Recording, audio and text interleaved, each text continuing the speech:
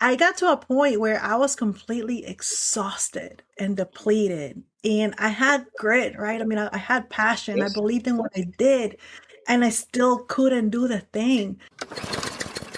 What is going on, L&M family? Back again. And this time, this is a little bit unique because our guest today, I've had zero communication with her beforehand. So if I seem extra curious, it's because I am. I'm super excited. I did some stalking. Of course, y'all know I went and looked at her LinkedIn and her YouTube and everything to learn as much as I could. And here's what you need to be excited about. She helps leaders lead with hope, empowerment, accountability, results, and trust. And there is a lot there. So we're going to try to keep this to a less than 6 hour interview because you know how excited I am about those topics. Her name is Miss Hanna Bauer. She's a powerhouse. I'm jealous. I was looking at your YouTube channel and all the sizzle clips you have. I was like, man, I need some of that. Those are fantastic. So, folks, after you listen to our conversation, go check out her YouTube channel. But we're going to learn more about Miss Hanna here in a second. Now, if this is your first time here, you're listening to the Learnings and Missteps podcast, where you get to see firsthand, front row seat, how amazing human beings just like you are sharing their gifts and talents to leave this world better than they found it. I'm Jesse, your selfish servant, and we are about to get to know Miss Hanna. Miss Hanna, how are you? Oh, I'm doing awesome, Jesse. Thanks so much for your invite and having me here today. Oh, you're welcome. Again, I super applaud the courage it takes to schedule an interview with some stranger, especially a wacko like me, because you never know where I'm going to go. And so, should we start off kind of like warm up in the conversation? However you like it. I like it authentic. I like it how you said the organic part. So I'm all for it. I love it. Good, good. Okay, we'll start with an easy question. What's empowerment? What is empowerment? People say it all the time. I hear it a lot, but what is it? Well, for me, empowerment is it starts just with the whole basic part actually came. I didn't understand it until it was like you cannot give what you don't have. And for me, empowerment was that it's actually making sure that I have that my cup stays full, remains full, especially when I give it, because you can't empower. And this is a hard lesson I learned in leadership, wanting to empower and serve everybody, but I was not taking care of me. So empowerment really looks at that as keeping my cup full, really wanting the overflow, right? Which Yeah. comes with fulfillment. But that's the one, making sure that my cup is full is empowerment. I love. Okay, so this is good. Making sure your cup's full, right? We've heard the stuff. You can't pour from an empty cup. Take Nope. care of you so you can take care of others. And you just said like you've been through it where you weren't taking care of yourself. And you're not the only human being that does that. So I'd like to get your Really? thought. Maybe for you, what was it that helped you realize, like, okay, I can't keep doing this. I really need to take care of myself. What brought you to that point, and how did you get comfortable with it? Because knowing it and then getting comfortable with it are very, Yeah. very different things. Oh my gosh, Jesse, I think that's a lesson I continuously learn. Yes. Like I became continuous improvement for a reason. I'm continually improving in that area. And I think that's one of the parts, right? I think with doing that with what you need, you also have to be mindful of the times. They're the times and really the exertion that certain activities need, right? So there's Yep. times where I have to be very creative. So although I may not be physically doing a lot of stuff, it still is very draining. And I have to understand when I'm having those times where I'm going to be creative, I need to also allow that same amount of time, if not more, in recovery, and it looks different. So I think that was the first realization is how did I realize that when I was consistently feeling stuck in different things, like you just like, you know that you can do it, you'll have the desire to do it, you may even have what you think is perhaps even the energy to do it because like there's no reason, like I actually rested, I had my sleep and all this stuff, and it just didn't happen. So I started looking at the reasons why I was stuck. And sometimes it was because of things, right, that were draining. Sometimes it was because I wanted to do creative things. Sometimes because like all the list of things I had to do, the overwhelm. all of those parts. And I realized that those were signals that were telling me, hey, you're not filling up your cup. You're not keeping being empowered. So realizing that there was different things that drain at different times, I particularly became aware of this, painfully aware, one with motherhood and being an entrepreneur and leading, right? I got to a point where I was completely exhausted and depleted. And I had grit, right? I mean, I had passion. I Yes. believed in what I did, and I still couldn't do the thing. And then I started realizing this reminded me just like how I felt when I was a kid, when I was battling heart disease. Oh, wow. And yeah, and what was happening in heart disease? Well, it's when your heart's not beating right, when blood's not flowing correctly, when everything was feeling foggy because the breath itself was just not going in. And I realized that not taking care, not taking the time to breathe, even in my leadership and my parenting, in the things that I did, were actually getting in the way of me being and doing and having all that I wanted to do. My goodness. Okay. Thank you. Because we just kind of keep opening the cans of worms and there's good stuff there. Taking the time to breathe. Hmm. I think I love that you said that. I think it's a powerful anchor or message that people can take from this conversation. So L&M family member, write that one down. Take time to breathe. Now, Yeah. which sounds simple. Now, anybody that's done any kind of meditation or breathing practices, like there's a difference between just kind of letting your body automatically breathe and then it being intentional about giving yourself space to breathe. So, a Yes. little weird question, or maybe you could tell me, Hannah, like if I'm weird, just a psychopath, where I find that I need to create a buffer or space to breathe is after I've had a really amazing experience. Mm. Meaning I had to limit the amount of people and things I was going to be involved in after a Mhm. big that I've been working on and planning for a long time, and then I finally executed. Because Mm. after that, it was great, but I would make bad decisions. I would get ill. My immune system would crash. All this weird stuff would. Does that sound? Am I the only one?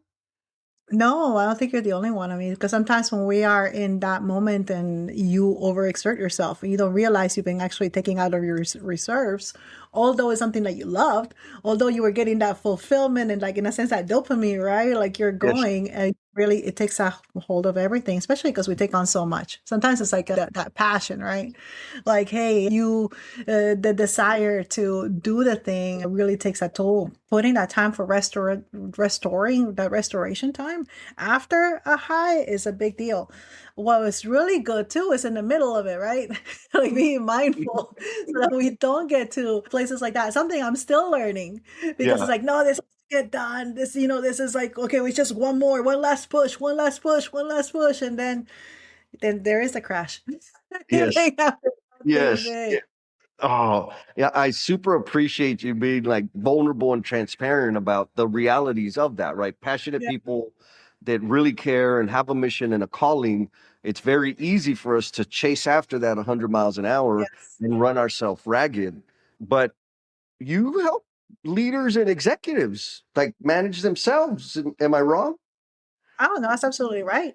I especially, because the whole question with purpose comes in here, right? And sometimes we confuse purpose with passion. And passion is an emotion, right? I mean, it's something that a whole emotional high. Sometimes we're like, oh, if I have that passion, then it means I'm on purpose. But you can see how emotion being like this, like that, like this, like that, it'll be very difficult to base an entire, am I on purpose or not, on an emotion. So one of the ways that I work with leaders is that, I mean, it's like not only like the emotional part that definitely when you're on purpose, you feel good, there's fulfillment, Yes. but also looking at the roles that are coming into play with that.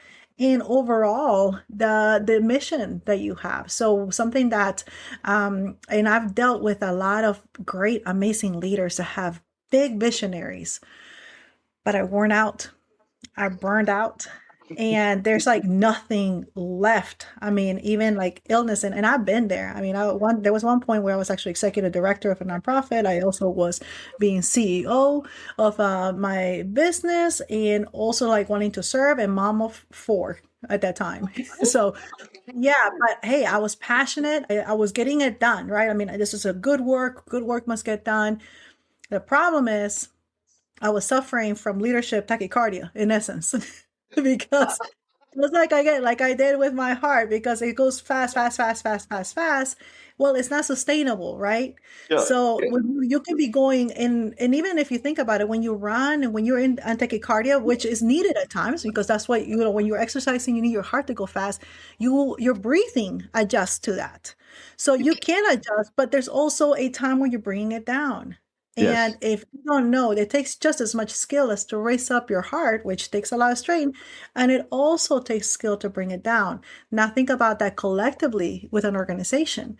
What happens a lot with leaders as well. And, we got to help our people also bring it down so that we can perform, not all the time, we got to perform at the right times. Yes. We're going to do the L&M family member shout out. And this one goes to Mr. Xavier Ross. Mr. Mm, took the time to leave a little review on the Google. And he says, Jesse does a great job facilitating much needed conversations and training our teams to take a good look at the problems at hand. Xavier, I appreciate you, my brother. We had a session just today, this morning, and we had some real talk. And he brought the game, and we made some progress. And so, folks out there in the Omniverse L&M family members, you already know. I love it when you give me attention, when you give our guests some love and tender love and care. And so any comments you make, the stars, the recommendations, the shares, etc., deeply, deeply appreciated. And when you leave a comment, it gives me the opportunity to celebrate you in the future. So please do that. Oh my goodness. I love that you pointing out the leadership tachycardia, like for real, because we're doing this. And if we're here all the time, it's not sustainable. it's not. Now, I'm a recovering, right? Like I used to be 100 miles an hour all the time, and I had like a 4 to 6 week burnout cycle. Every four to Mm. six years ago, I would get sick. I hated people. I don't want to talk to Mhm. anybody. Just leave me Yep. alone, right? And then Yes. I'm back and I'm ready to go. And Yeah. then it was just over and over and over. Luckily, I had a boss that pointed that out to me. Now, but I also recognize, so it was very difficult for me to come to terms with the idea of taking care of myself, journaling, exercising, slowing down, taking time off. Like, that's stupid. We got work to do. That was my mentality. And so I had to get over that and, really invest in myself. So I'm an advocate for self care. And I also know, maybe I'm wrong, that there is a season to go 100 miles an hour, but it's Absolutely. season or multiple seasons, and there's a season to pause and again take a breath. Yeah. Do you agree, or am I? Oh, 100%. Yeah, no, it's that, and I think that that's again, that's the art and the beauty in leadership, the knowing the times. But again, there's times where you gotta go 100%. I mean, let's think about a profession like accountants, right? This is their due time. Like, Oh, there's no like, hey, all this stuff, like, hey, we're gonna take our time. No, this is like due, or people could end up in jail. Like, mhm. because so they know this is due time, but what happens? A lot of them have that time of rest. Like when you come May, come June, come July, it's a complete that part. So you see even like in professions, there's always cycles. You see that in tourism, you see that in part. So as a leader is understanding in your business, in your organization. I know, for example, like last year, my one of my sons was graduating. I knew that time was going to be busy, not only busy with stuff, but it was going to be emotionally draining too. Oh, So new things, there's all this part. So I purposely, and let me tell you, it was hard to be intentional about resting because like, mm. oh no, I can do this, or this is the temptation. So absolutely the times, the seasons, not only the times in the rhythm of the organization, but also in the seasons where we're at. Like I said, I mean, I have 5 kids. So I had a baby since my last born. So I have a 5-year-old. But I also got to know, back when they were all little and I had 3 in diapers, my entrepreneurship looked a bit different the way the way that I worked look different in the way I do now. Now they have driver's licenses. Now I worry in a different way. I don't have to worry about it, I don't have to worry about changing diapers. I'm just worried like they're going to be okay in the street, So we trade, but with needless to say, there's different ways that I arrange my schedule, the way that things do. So again, it's being mindful, and because I did fall into that guilt. I fell into that guilt. Oh, I'm not doing what I was doing then. I need to get back to that now. And it was constantly this guilt of as a professional what I should be doing as a professional, or later on it was that guilt as a parent, all these things of me trying to please all these ideas that I had of something that may have been at one time without looking at where am I currently and where am I going. And rest is associated with that. My goodness. Okay, so there's a couple of things I want to get into on this, the guilt. Well, I'm going to come back to that. What I'm curious, because I mean, mother of five, entrepreneur, running a business, you're no slacker. So what and a lot of the L&M family members out there are the same. They've got a lot of things going on. They're committed to doing. They know that they should take care of themselves like tomorrow. Mañana, we'll do it tomorrow, maybe not today.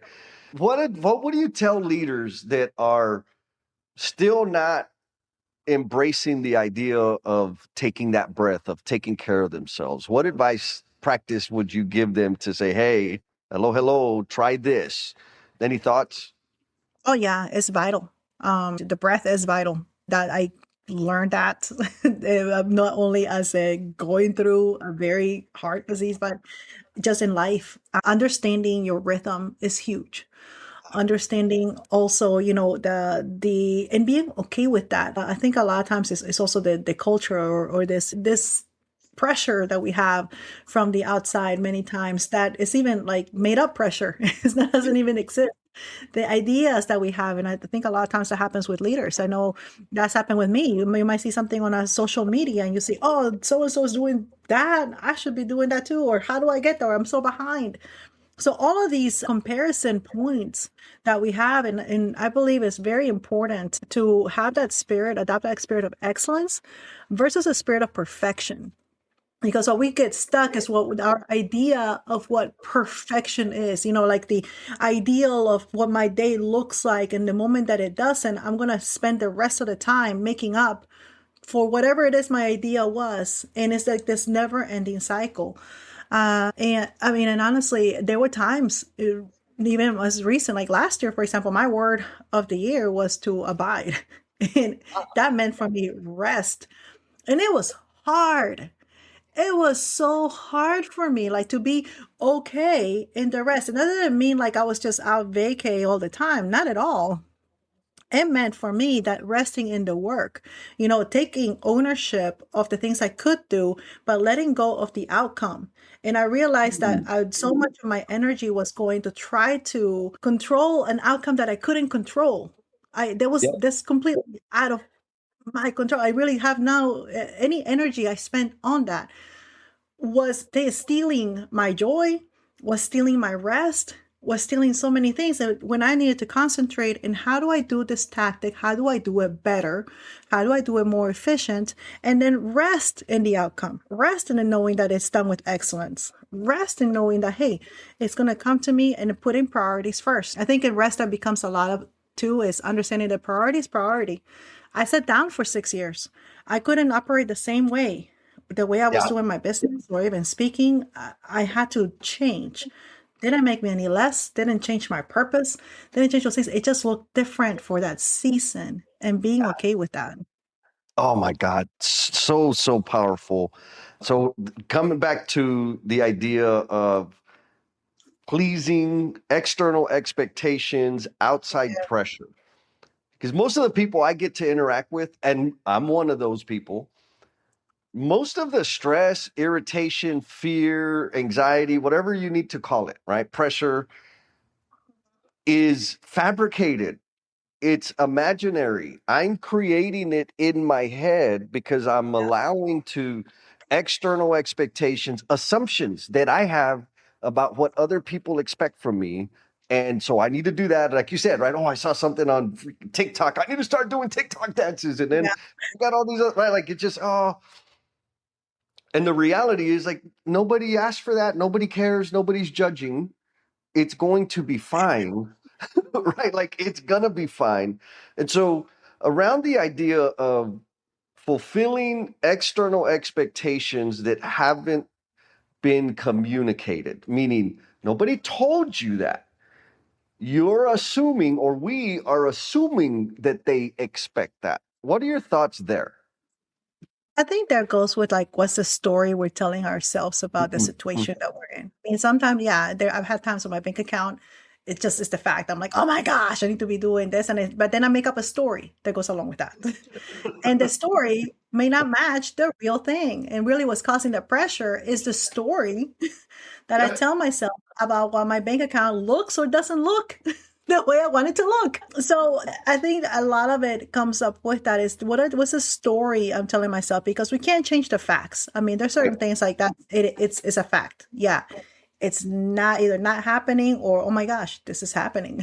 So, but what's the story is what's draining, and where you talk about the judgmental aspect, and all of these imaginary things that had nothing to do with that, like absolutely nothing to do with it. But now the story becomes the leading reason for why I do what I do instead of like dealing with the fact. And I think that's very important with what we're doing is separating the facts, which we have to do as in Yes. leaders. One of the first things that we have to do is really define reality. We got to define that reality now, but then also, what is the story that we're telling ourselves with that? That has Yes. to come into check. That's where a lot of the external things come into place, right? It's all of like we can start blaming this or blaming that, or if I hadn't done this, or if so and so hadn't done that, whatever that is, but then that becomes draining, and then that takes away the power from you. That is one of the reasons I have results. You have to know what the result you want. Again, in reference to what are the facts, and also in reference to the purpose that you have. My God, so, so good. The story we tell ourselves, Mhm. it took me a long time, but, I hear people say everything happens for a reason. And I don't like that. Like, I don't agree with that. And I'm not saying it's wrong. It's Yeah. not my way of thinking because I believe, rather, I know that I am a meaning making machine, which means I assign meaning to the things that happen. I choose. I write the story. And so if I don't like the story, guess what? I could change it. And here's the proof for people, because I've had people like, Jesse, you're full of it. I'm like, man, I could change my beliefs. We do it all the time. Like, no, we don't. See how we do? Because I used to Yeah. believe in Santa Claus. I used to believe that I was going to be an entertainer, right? Singing, dancing, salsa, bachata, professional dancer. And I believed it. And I, right, like I haven't, and then I changed and assigned meaning to the next thing. So my point in that is similar to like this idea of the story that we tell ourselves. When something negative happens, I can assign meaning to it. I can say that is evidence that I am incapable, deficient, and less than. Or I can say, there's an opportunity to build a new skill or find somebody in my network that can fill that gap. Right. And it's just all in response to a thing, and I can assign meaning to it or tell myself a different story about that. Am I delusional, Hannah? No, no, no, no. And that goes back to the empowerment part, right? Right. Because you won't take the step, you won't take, and and I know I've been there where I wouldn't take the energy to change the story because I myself have been disempowered or allowed the situation to disempower me. So that's why it goes, going back again to that flow, to that, and what I call in my book, I call it the beat method.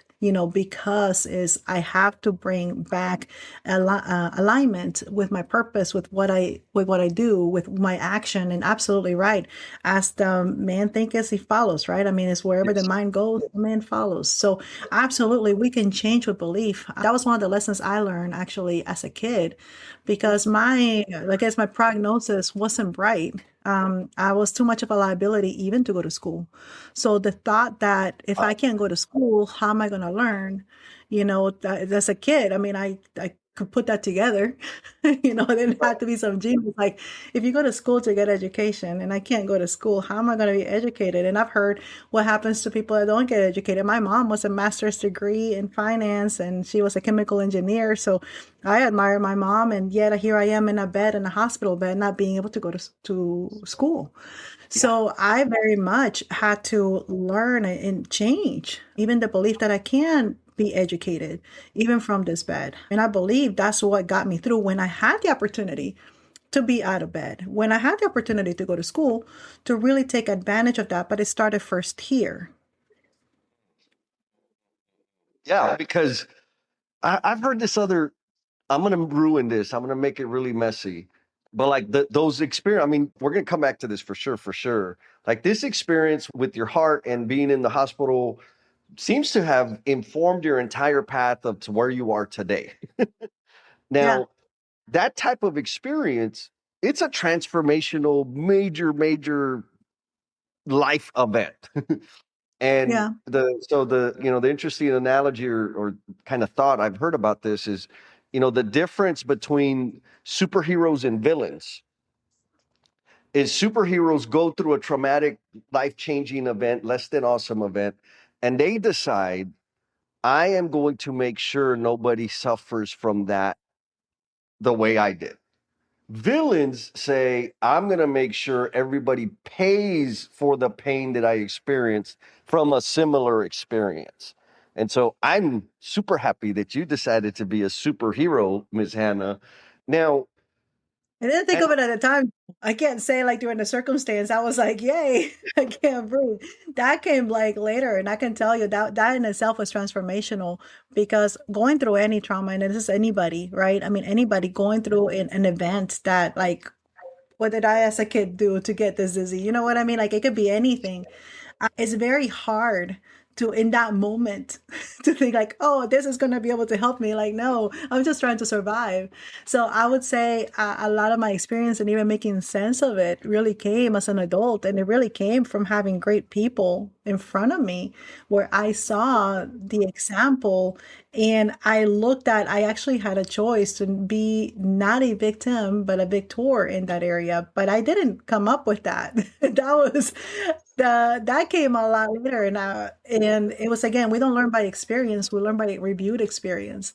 So some things kept me alive from the survival part, which I adopted at that time just to survive. But really, when we're talking about to thrive from a traumatic situation, it really does take work and community. community, oh my goodness. Okay, so powerful. You were in the thing, we'll just say, because everybody has a thing, right? And it's all relative. Which nobody's saying, oh my goodness, this is hard and I'm going to grow tremendously from the situation, right? That's not the reality. We're like, this sucks. Why me? But then you get to a point where it's like, oh, wait a minute. I can transform whatever that is into something of value for and contribute back to the world. You mentioned it's in hindsight, it's in reflection that we can see and reshape it. You also mentioned that it was community that contributed to you transforming that. What are some of the Yeah. other things that helped you reframe it and use it as fuel? I think when the pain to stay in the same place was way more than the pain to get out of it. And I Ah, realized it's painful both ways, by the but way. it was like just so painful. It's like, hey, I know I want to change. I did want to change. I knew that I had been given a second chance at life, more than a second, third, fourth. And I owed it to myself to go through the pain, to get out and do something. And nothing's guaranteed, right, in life. You really don't have any guarantees, but you gotta try.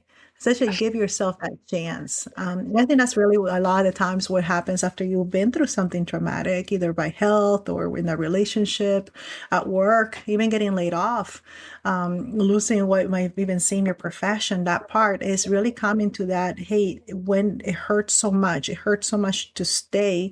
That's really the pain to get out there and try something new and try again. So that was that. It was coming to the realization it's gonna hurt either way, which way you want it. Right.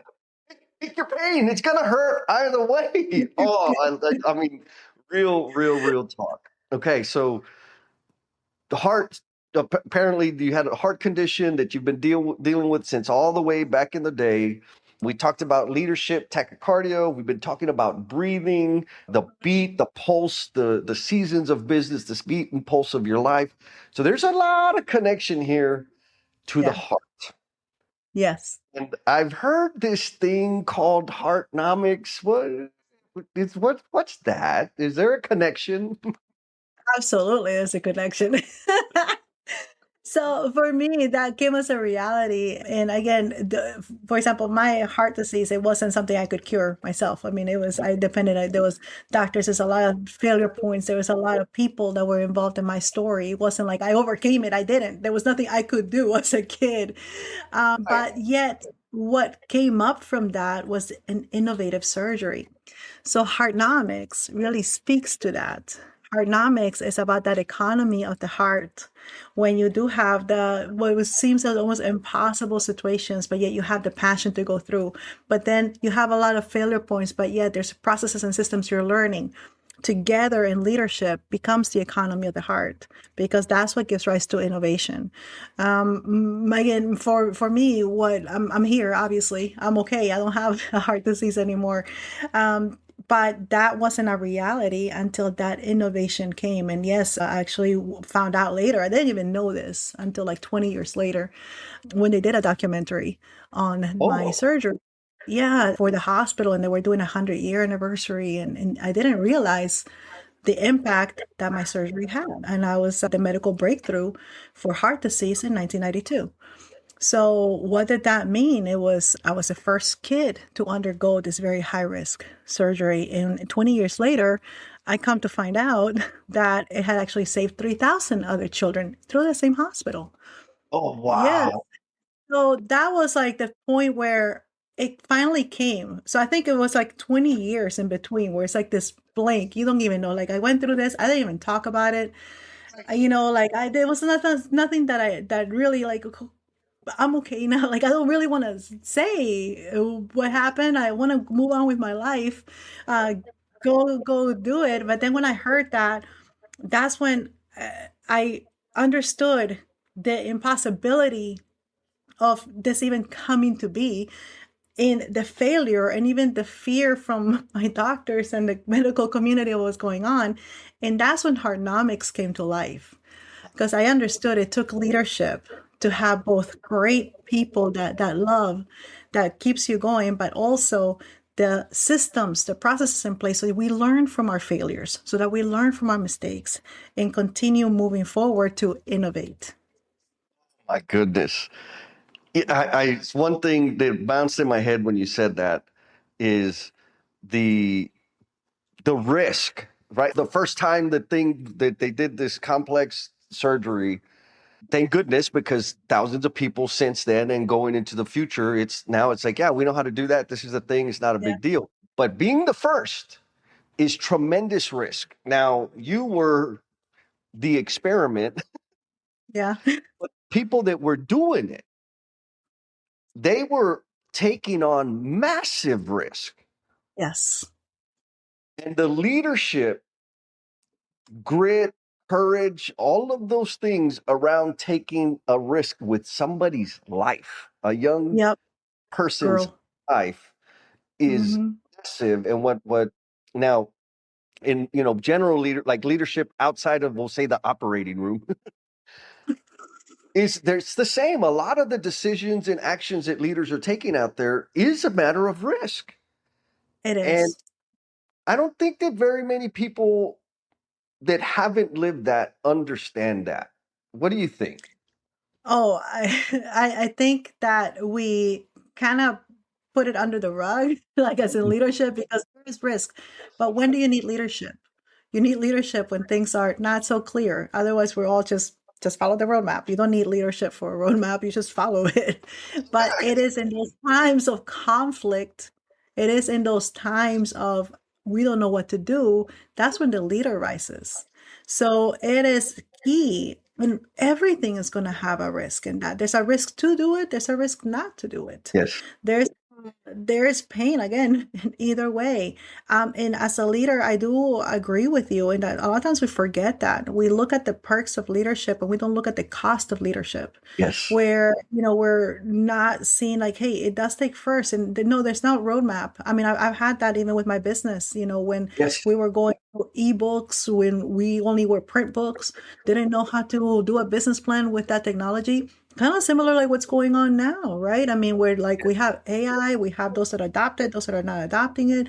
What does that look like? There's no roadmap on what does a business doing fully AI that's been around for a while, not like the last 2 weeks, runs, right? Like, there's no longevity. So it's going to take risk, it's going to take testing, it's going to take failure, it's going to take all of these things. And that happens. I mean, that's leadership. Yes. Oh my, I love that you point out, like, if there's a roadmap, you don't need a leader, just follow the stupid map. Yeah. I don't need you to tell me when my GPS is doing that. Like, no, I just do what the thing says. Like, I don't have to bring call a friend. You know, I got it. It's When do I call so, a friend when I don't know where I'm going? yeah. Oh my God, that's so good. Okay. So we've talked about improvement. And again, I confess I was stalking you. You Six Sigma, Baldridge, like what got you into, maybe I'll ask this a different way. When you were in the hospital, were you like, you know what? I want to learn about statistics, continuous improvement, system design, measuring. Is that what happened? Not at all. I was just trying to breathe. It's like, that was like the only thing. There was a dream. My dream was to go to school one day. The good thing, and Wow. I mean, I guess it goes back to belief, right? The belief was that eventually I did get out of the hospital bed. I did take AP classes. I did graduate from high school. I did go to college on a full paid scholarship. And I did become CEO of a, not just any publishing, educational publishing. K through 12. So even in the places where I wasn't able to be at, I was now leading that. And then later on, I was able to be a leader in the sector in Washington, D.C., being at the table with other content development. So I say that because getting to the table with other amazing leaders. I mean, who was around the table? Well, your Microsofts, your Hewlett Packards, your Pearson, your Penguin Books, all of these people. So what got me there? And what I believe is not because I was so smart, because I really don't think I'm smart, but I did recognize it leveraged the intelligence, the knowledge of other people. And that came through that desperation, really just trying to breathe. So what got me into Six Sigma, what got me into Baldrige was that desperation to really find solutions that were going to work for my own leadership, for my own business, for my people. That started like, okay, I know I need this. I don't know exactly how to do it. So let me get educated. And that's one of the things about leadership is that you're always raising that bar, right? I mean, you want to attract greater leaders. You got to raise the bar for yourself. So for me, that's what it was. I learned that I couldn't do things by myself. I didn't get out of my heart disease by myself. There was no way. I wasn't going to get out of my problem with income and not knowing the ebooks and not knowing all of this stuff by myself. I knew that much. I wasn't smart, but I knew that much. So I knew I wasn't going to be able to get out of it, and I needed something else. And that's where a system, I learned about systems because of my heart, circular, the cardiovascular system. I also knew what happened when my cardiovascular system was not well. My muscles didn't work well. My respiratory system didn't work well. I didn't have a problem with my lungs. I had a problem with my heart. But guess what? My lungs weren't working well because my heart wasn't working well. And guess what? My muscles weren't working because they were not getting oxygen. So I realized as a systems thinking that the same way in organizations is that. So maybe you have a sales system problem. Well, I'm sure the sales system is not going to only impact the sales system in your company. It's probably impacting your product development. It's impacting your financial department. It's impacting Yes. even the way you hire, the talent that you hire. So that systematic view, I knew I needed to learn the systems of a healthy organization because an organization is a living organism, just like humans are. Hannah, you are speaking my love language. Yes. That's good. So It's connected, right? And it's so easy. I think it's just human nature without, the learning and obsessive thinking that I do. It's Yes. human nature to attack the person that's closest to the break in the system and Oh blame yeah. the person and replace the person. Yeah. But you put another person in that spot, guess what? When that fault triggers again, you're going to fire the person again. It's like, no, no, no, no. Let's evaluate the system. That person is a victim of a poorly designed system. And we're not Yep. understanding the connectivity between, like you said, this function is impacting everything else. We Yep. got to understand the relationships, the interdependencies between the functions of a business because they're absolutely connected. So I'm with you on that 100%.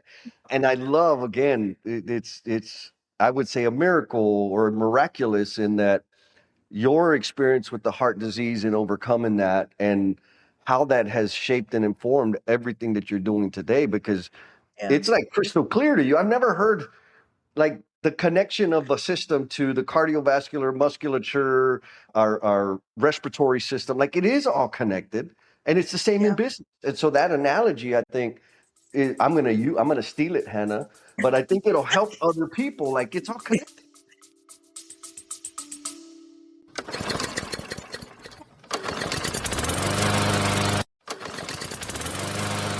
Time out. Because if you're anything like most leaders I talk to, your schedule is ultra packed. But somehow the most important things get neglected.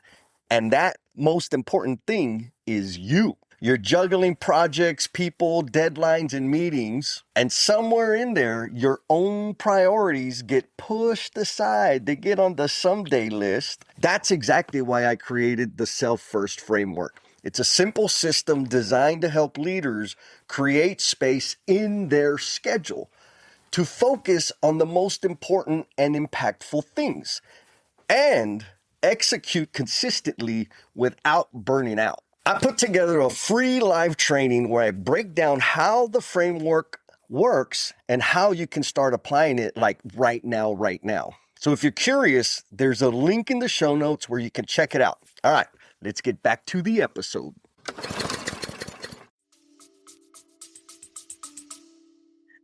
It does. I mean, because you think about in a business, I mean, what's the oxygen? Well, it's money. If you don't have Oh, money, there's no breathing. So, I mean, it's not the most important thing, but it's right there. You need it's the money necessary. to move things in a business. Yes. So that's the part, not the heart, right? I mean, it's the oxygen, but the heart, well, that's your people. That's the Yes. ones that you're serving, that you exist, all the parts. So you're understanding that there's different roles. They're just as important. I mean, if you're not breathing, you can have a very healthy heart, loving, passionate, all the stuff, you're still not gonna make it. You're Yes. still gonna have a healthy heart, but Yes. it's blocked. You gotta look at it. So I think the systems part, I knew it from my heart. I understood. So I, like I said, I didn't know everything, but I did understand that part. So when I had the opportunity to learn more about it, I said, wait a second, somebody's looking at this already. That's when I started using, again, not my own knowledge.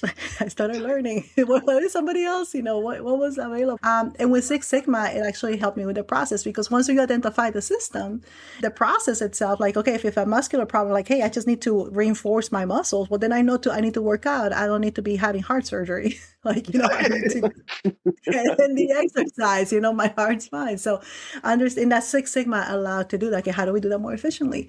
How do we work the muscles? How do we, what is the right environment for it to grow? So just having understanding of that with the body is really what helped me even in leadership. Again, it wasn't something that I was like, oh, I just woke up one morning and that happened. It's just really out of desperation. I think every time it's been more of the pain of like, I can't stay here than more even like knowing where to go, because I really didn't know where to go. Even when I got well, when I didn't have the heart disease anymore, I was so used to not knowing what to expect, not being Mm. well, that when I was well, I felt horrible. Like, what's going on? Was yeah, like, what? Like, no, there has to be something wrong. I mean, I almost, even like in being well, I was almost looking to feeling sick. And that was about a couple of years, because that was familiar to me. it was familiar to have monitors and things and people telling me what I'm well or not well. I mean, I was used to that. So I would say that too for those of you that have gone through traumatic events or that have gone through a big change, understanding that just like it takes time to change, it takes time to really be well with being well, with being Yes. out of that part and understanding Oh, what that feels like. oh, Hannah, so powerful because it's easy to overlook that. We become conditioned, like when there's a transformation, leadership transformation, personal awakening, the conditions around us change, right? Similar Mhm. to heart disease gone, you don't have things beeping and blinking and people poking and checking and then all of a sudden it's like, whoa, like what do I do with my hands? I don't know, like it's different. Yep. Same. So when I started, and I would put it in dumb terms because y'all, I'm a dummy, and to help other like make it super clear for people.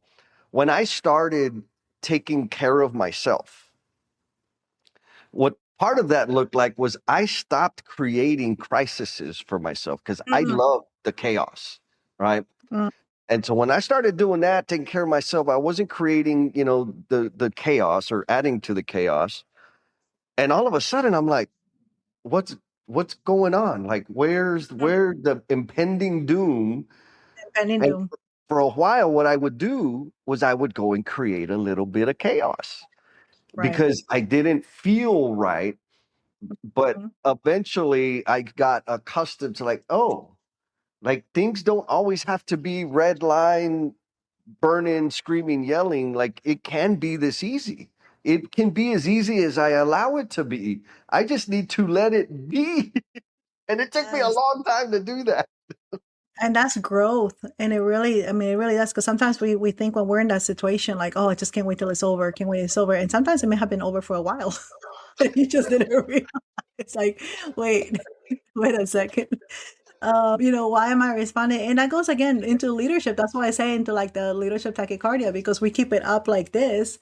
And it's like, Yes. no, well, you need to take that time to slow down. We have to, because we can create, like you said, just like that. And sometimes we don't know how to operate differently because Without it. that right.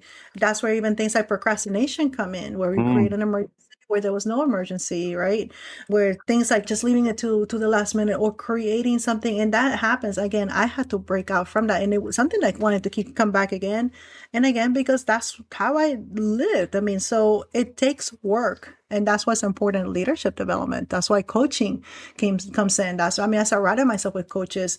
I had a coach for different times, at different seasons for performance that I wanted to do, mentors that yes. would show me the way that, like, oh, well, they do that. And that's amazing. I mean, like, why can't I be like that? So you can be. You're just making a big to do out of what you don't have to. So having the mentors in your life that can show you a different way in the community, and that's where accountability comes in a community, because it's really being accountable to the situation, and it's not in a punitive way, but you really can't be like accounting to myself. If I could just do it by myself, I would have done it a long time ago. Like, because I don't want to be there.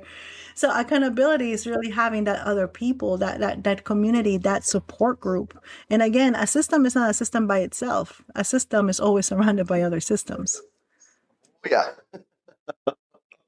So, folks out there, if you haven't caught the theme here, there's a heart theme. Let me say it at the yeah, the heart right there at the beginning. It talked about Miss Hannah helping folks lead with hope, which starts with an H, empowerment, which starts with an E, accountability starts with an A, results starts with an R, and trust. And then we've talked Mhm. about the beat in your heart disease, Heartnomics. So if you missed it, anybody that's dense like me, this is what we're talking about, and this is Hannah's expertise. And I want to add, like, it's not just your expertise, it's not just acronyms and really great marketing. What I'm getting, Miss Hannah, is like this is for real, real life. What the hell you care about? And it's Yeah. the maybe the fuel cell to the value and the way that you contribute to the world. Am I wrong? Oh, you're not wrong at all. That's exactly like there's a price that has come along with this. And I mean, you just some of the things that I think all of us go through, right? It's like I don't understand why I went through that. And later on in life it starts making sense. And it, like I said, it doesn't make sense right away. It took years. Actually, it took me watching it on TV to realize, oh, that's what that was. And even then, it's still unpacking it some more. So, yeah, definitely it's a passion, but I believe that's in everybody. I believe everybody has a story. I believe everybody has a message. And it, though it may not have come in like an acronym or, you're doing conversations, it's there. And it's worth it to look inside. It's worth it because that message really has the potential to be able to impact other lives. Like I said, the surgery, the innovative surgery, yes, I was the beneficiary of that, but my goodness, 3,000 other kids that I don't know. I never know. I probably will never know them, but they were impacted by this, by the person that went first. And sometimes that's what happens. So some of you are already out there, you have this message and it'll take you being first. Maybe nobody talks about it. That's okay. You talk about it. Maybe nobody leads with that courage yet. You lead with courage. And we talked about barely with like we haven't talked about trust, but even in a world where we're trust deficient and it's difficult to trust, you give trust. You be that trustworthy person. You be that again, like Andy says, right? You be the change that you want to see in the world. And it does take leadership, and it does take boldness, and it does take knowing your message to be able to make a difference with that message. And I believe that's in everybody.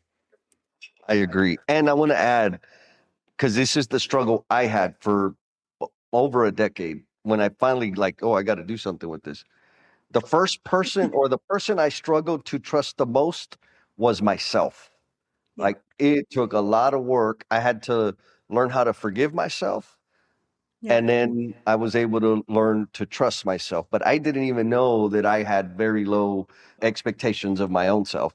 And so, reason I share that is, folks, if you're out there, like it's not easy. We're talking about years, decades to come to terms, to get clarity, to transform the muddy, sticky stuff that we're dealt in life and transforming it into something meaningful and impactful for other people. It doesn't happen overnight. It doesn't No. happen at a retreat, doesn't happen in yoga and coffee. It took years. Oh Yeah. my goodness. Okay. Yeah. There's one point you made But it's earlier. fun. Part of Monday? what makes life it's fun. It's what makes life life. I mean, honestly, I mean, we didn't learn to do the things we did in a year. We're still learning. I think that's the curiosity that right that we have, Yes. even understanding and the excitement, and really not even losing that childlike. Hey, I can still figure out what I want to do when I grow up. So I'm still Yes. figuring it. Yes. I want to go back to a point that you made earlier or something that stuck in my head before I ask you like the grand slam question. Oh, You mentioned it felt like you drew a comparison or a contrast between excellence and perfection. Can yes. you say more about that? Because I want to make sure we don't miss that. Yeah. Well, you can just even see like what even in how you act. Like perfection, for example, perfection will prevent you from doing something because you want everything to be right and be perfect. And then, no, I gotta learn more or hear another thing or talk some more. So, perfection, you understand if you're in that cycle, is because you're really not moving forward towards excellence. We'll say, okay, I got this information, I know a little bit, I'm gonna do a little bit. I'm gonna fail a little bit too. So being okay with failure. Excellence does that. Excellence looks at failure, but actually, excellence says, I'm gonna take this out right now, and as I take it out, I'm gonna learn. Doesn't mean that, oh, you take it or leave it. This is the way it is. No, it's that commitment to, I'm gonna get information so then I can adjust. Perfection is not looking for the adjustment. Perfection is very rigid. Perfection is looking at like, hey, has to take that 100%. And even what that 100% may look like, it is, you don't even know. So you're always, and not, there's a problem with learning, but you're always that, but under learning or you need one more thing, it's never enough to where excellence says I take forward, I'll go forward and I will learn what enough is. I will learn what I need instead of like I need to have everything I need before I move forward. So there's those different parts, and really how you can see it if you're in that cycle is what actions are you taking? What things that you know that you need to do right now are you not doing? Because you might be stuck in that perfectionist cycle. versus excellence. Excellence doesn't mean perfect. It does not at all. On the contrary, I mean, think about what is perfect. Like it doesn't have that. So excellence again, you can be excellent and still have failure points, but that commitment to learn from them is what really is going to take you the sustainability. Perfection is not sustainable. Perfection is going to disappoint. Excellence is going to innovate. Yes. Oh my God. Gangsta mic drop. I'm Oh, with you, right? Like the perfection thing is like doesn't leave room for improvement, mm, mostly because you never make any progress, you never make a decision, you never put it out into the world. So I'm caught up in my perfection, and that's just between my ears. that's right. Usually just one. Try to get two people to agree on everything. It's not going to happen. Like every single thing. No. Yes, yes, yes. Oh, so forward moment, and I love that. So, folks out there, if you didn't catch that, I agree, highest quality, right? Excellence, all of that, yes, 100%. But if you're not moving, you're stuck in perfection. Excellence Imperfection. looks like movement. Would that be a fair way to think about it? Absolutely. That it needs a movement. That's a spirit of excellence. I mean, that's why we clap when we see the marathon runners, even like at the end that they finish the race. It may look all messy and all that stuff, but like, oh my gosh, we love them just as much, sometimes even more than who got first place. We'll remember that one person, right? Like no matter what. Oh my gosh, because we see that spirit of excellence. Like, hey, I finished. I finished race. It looked like all bad, but it's that continuing that commitment to excellence. You just gave me chills because I've run a few marathons and I never won any of them. It doesn't look pretty. I haven't run one yet. Oh my goodness. Okay. So, Hannah, I'm inspired by you. It's clear to me that you've got a wealth of experience of value that you can help individual leaders, teams within organizations, etc. And so if somebody wanted to connect with you, where do we send them? Well, first place, heartnomics.com. That's a way that you can learn how to connect. If you want to do a 20-minute strategy session, I also have a complimentary assessment there for alignment for the heart, leading with heart, and also for your organizations. I also LinkedIn. Yeah, connect. I'm very active in there, so I still respond to all my messages. So if you want to connect that way, it will be awesome as well. Okay, so heartnomics.com, complimentary assessment. If you didn't, complimentary means you don't have to pay. Fill it out. We'll get Correct. some help for the individual, for the organization. I love that. And then on LinkedIn, everybody knows I'm a LinkedIn psychopath. So connect with Hannah, connect with me, we'll just keep making the world better. Now, I'm super excited about asking you the closing question, Hannah, because there's just so much real, like massive reality in what you brought to this conversation. Your level of, or your depth of vulnerability is astounding, considering this is the first time you and I have ever talked. Yeah. Super, super impressive.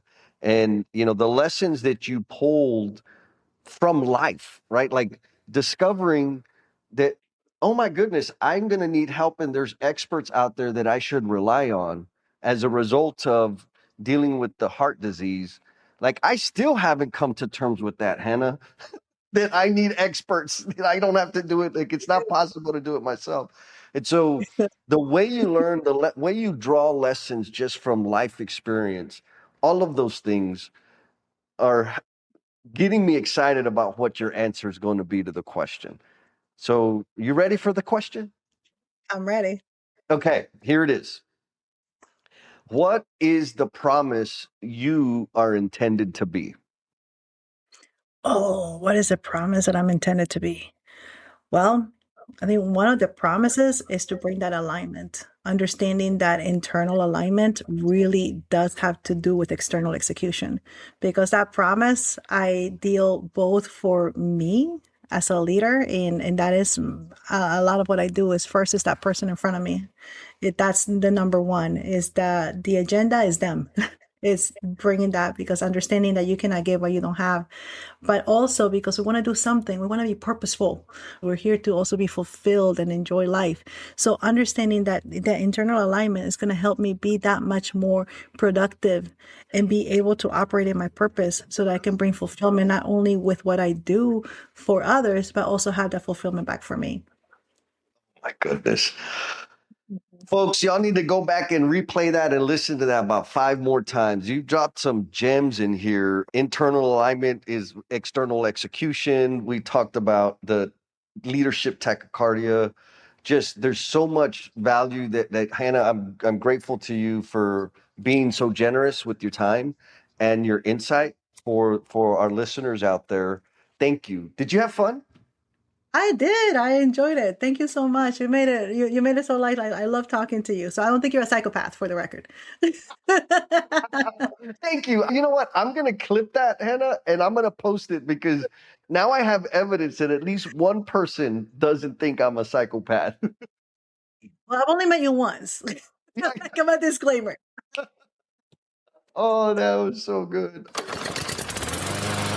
Before you go, I want to thank you for spending part of your day with me. Your time and attention mean a ton, and it's because of listeners like you that this podcast even exists. If you enjoyed today's conversation, make sure to subscribe to the Learnings and Missteps podcast so you never miss an episode, and you get extra credit if you share it with your friends. Also, if you want even more insights on leadership, personal growth, communication, all those fancy magical things, you can sign up for my newsletter on LinkedIn because I got a newsletter that goes out every single Monday.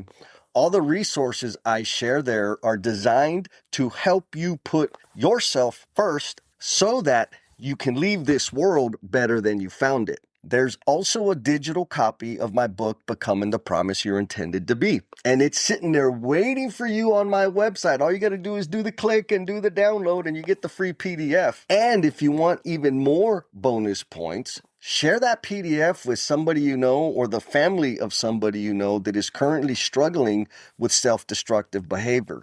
That would be the ultimate gift for me. While you're there, do some exploring of the trainings, workshops, and services that are designed to enhance your performance at home and at work. Just click the link in the show notes to check it out. Thanks again for listening. Take care of yourself, and I'll see you on the next episode.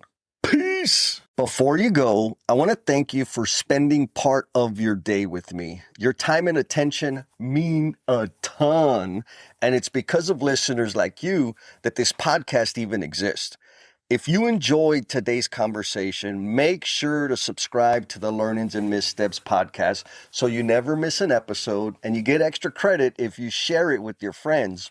Also, if you want even more insights on leadership, personal growth, communication, all those fancy magical things, you can sign up for my newsletter on LinkedIn because I got a newsletter that goes out every single Monday. All the resources I share there are designed to help you put yourself first so that you can leave this world better than you found it. There's also a digital copy of my book, Becoming the Promise You're Intended to Be. And it's sitting there waiting for you on my website. All you got to do is do the click and do the download, and you get the free PDF. And if you want even more bonus points, share that PDF with somebody you know or the family of somebody you know that is currently struggling with self-destructive behavior. That would be the ultimate gift for me. While you're there, do some exploring of the trainings, workshops, and services that are designed to enhance your performance at home and at work. Just click the link in the show notes to check it out. Thanks again for listening. Take care of yourself, and I'll see you on the next episode. Peace.